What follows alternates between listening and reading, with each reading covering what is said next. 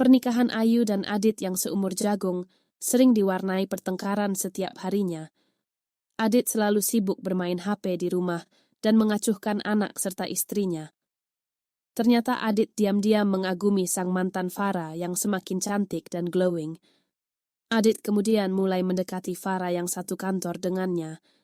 Mertua Ayu yang mengetahui kelakuan anaknya Adit ternyata tidak melarang bahkan mendukung dan membantu menyembunyikan perselingkuhan Adit dengan mantannya.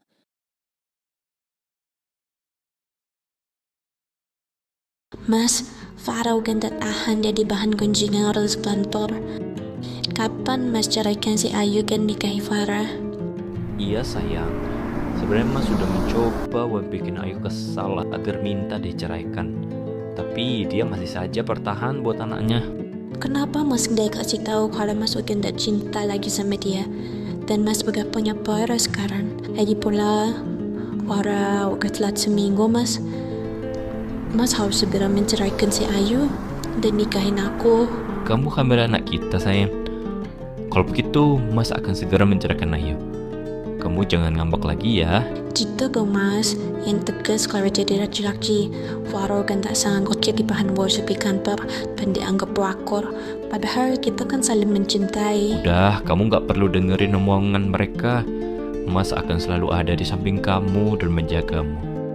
Makasih ya Mas, Farah senang banget dengarnya. Adit yang sudah kecintaan dengan Farah akhirnya memberanikan diri untuk menceraikan Ayu dan mengorbankan pernikahannya demi lebih memilih mantannya. Apa? Mas mau cerai? Iya, aku udah bosan sama kamu. Kamu kucel dan gak cantik lagi. Belum lagi kerjaannya ngomel terus. Mas gak sadar, saya kucel begini karena urus anak kita, urus kamu, urus rumah, urus keluarga. Aku berkorban buat Mas dan keluarga kita. Kalau Mas mau saya cantik dan rawat, sewakan saya ART Mas buat bantu saya di rumah. Tapi jangankan buat ART Mas, uang bulanan yang Mas kasih aja, saya harus hemat-hemat supaya cukup. Kamu memang istri yang gak bisa bersyukur. Selalu merasa kurang. Aku menyesal udah milih nikahin kamu dan membuang Farah yang sempurna. Farah mantan kamu itu, berarti selama ini apa yang Ayu dengar dari orang-orang benar Mas. Padahal saya sudah berusaha tetap percaya bahwa Mas Adit tidak mungkin berselingkuh. Apa Mas menceraikan saya demi dia? Kalau iya kenapa? Farah itu wanita tersempurna yang ada di dunia. Udah cantik, baik, kaya, gak ada kurangnya satupun.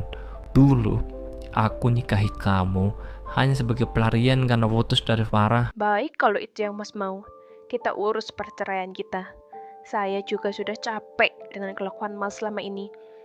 Saya merasa bisa mempertahankan pernikahan ini demi anak kita. Tapi karena Mas berselingkuh, saya sudah tidak punya alasan untuk mempertahankan rumah tangga ini lagi. Bagus kalau kamu setuju. Proses perceraian kita akan semakin mudah. Sayang, ada kabar bagus nih. Si Ayu udah setuju buat terus perceraian. Farah senang banget dengarnya. Akhirnya kita bisa bersatu utuhnya Mas. Iya sayang. Pak Adit dan Bu Farah, silakan ke ruangan saya. Hari ini saya mendapat laporan dan ajuan dari istri Pak Adit, yaitu Bu Ayu, terkait perselingkuhan Pak Adit dengan Bu Farah. Dan sesuai dengan peraturan perusahaan, jika ada karyawan yang berselingkuh atau berbuat asusila, apalagi dengan sesama karyawan, maka akan diberikan sanksi tegas, yaitu pemecatan terhadap keduanya. Tapi Bu, itu hanya gosip saja. Istri saya pasti salah paham. Lagi pula tidak ada bukti kami berselingkuh.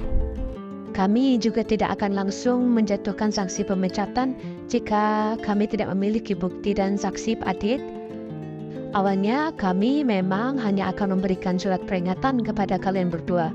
Berhubung Ibu Farah juga masih memiliki hutang pada perusahaan.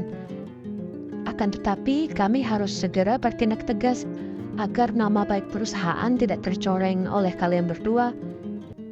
Kami harus membela Bu Ayu sebagai korban. Tunggu. Hutang perusahaan Farah. Ibu Farah memiliki hutang perusahaan dan diharuskan melunasinya dalam jangka waktu 2 tahun. Walaupun sekarang Ibu Farah sudah kami pecat, kewajiban melunasi hutang masih harus dilakukan. Jika tidak dicicil dalam waktu 3 bulan berturut-turut, maka kami akan mengajukan gugatan hukum terhadap Bu Farah. Sekarang silahkan kalian berdua angkat kaki dari perusahaan kami. Sekarang kamu jelasin ke aku, kenapa kamu bisa punya hutang perusahaan yang jumlahnya sangat besar? Maafin Farah, Mas.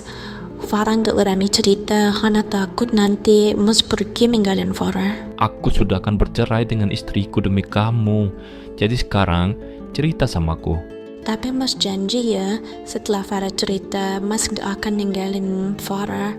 Kita kan saling mencintai, Mas. Farah berharap Mas bisa menerima Farah apa adanya dan bersedia membantu Farah kalau kita sudah menikah. Farah akhirnya bercerita, ternyata dulu Farah ditipu oleh lelaki calon suaminya.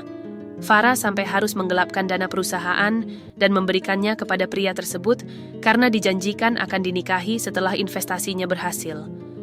Akan tetapi, setelah menyerahkan uang tersebut, lelaki itu menghilang bagai ditelan bumi. Perusahaan awalnya akan melaporkan perbuatan Farah ke jalur hukum, akan tetapi Farah menjual aset keluarganya dan berjanji akan membayar sisa hutangnya jika diberikan kesempatan bekerja kembali di perusahaan. Karena ayah Farah dulu memiliki reputasi yang baik di perusahaan, maka pihak perusahaan pun memberikan kesempatan kedua sampai Farah melunasi hutangnya. Di saat itulah Farah bertemu dengan Adit mantannya yang kembali mendekatinya. Farah merasa dia mendapatkan secercah harapan dan menerima Adit kembali, supaya nantinya setelah menikah Adit mau membantunya membayar hutang karena dia tahu Adit masih mencintainya. Aku nggak habis pikir, kenapa kamu tega bohongin aku? Jadi selama ini aku merusak rumah tanggaku sendiri demi wanita miskin, punya banyak hutang, dan tukang selingkuh kayak kamu. Jaga omongan kamu ya. Kamu yang duluan deketin aku lagi. Kamu yang mohon-mohon buat balikan sama aku sampai bawa-bawa mama kamu segala supaya kamu balikan sama aku. Kalau aku tahu kamu udah bangkrut dan punya banyak hutang, gak mungkin aku mau sama kamu lagi. Masih banyak wanita cantik di luar sana yang gak punya masalah kayak kamu. Aku juga nyesel udah bohong si Ayu demi wanita murahan kayak kamu. Jadi selama ini kamu minta bagikan sama aku karena kamu menganggap aku Mas kaya. Bukan karena kamu masih cinta sama aku, Mas. Kami memang laki-laki sampah. Niscaya aku udah habis hidupan kamu dan serahin semuanya buat kamu. Pokoknya setelah ini aku mau minta maaf sama si Ayu dan hubunganku denganmu selesai sampai di sini. Terus anak kita gimana, Mas? Kamu mau buang aku begitu aja setelah semua ini? Karena bertengkar dan tidak fokus menyetir, Adit dan Farah mengalami kecelakaan lalu lintas. Adit pun mengalami luka serius dan meninggal di tempat. Mama Adit yang tidak menerima kematian anak semata wayangnya secara mendadak, dengan reputasi yang buruk menjadi gila, dia berteriak-teriak dan menyalahkan Ayu di depan para pelayat, sehingga harus diamankan dibawa ke rumah sakit jiwa. Para pelayat mengasihani dan bersimpati terhadap Ayu karena menjadi janda di saat anaknya masih kecil, serta suaminya kecelakaan dan tewas saat bersama dengan selingkuhannya. Belum lagi mertuanya menyalahkan Ayu tanpa alasan penderitaan Ayu sepertinya sudah lengkap. Akan tetapi Ayu yang terduduk lesu di depan mayat suaminya sebenarnya tersenyum lega.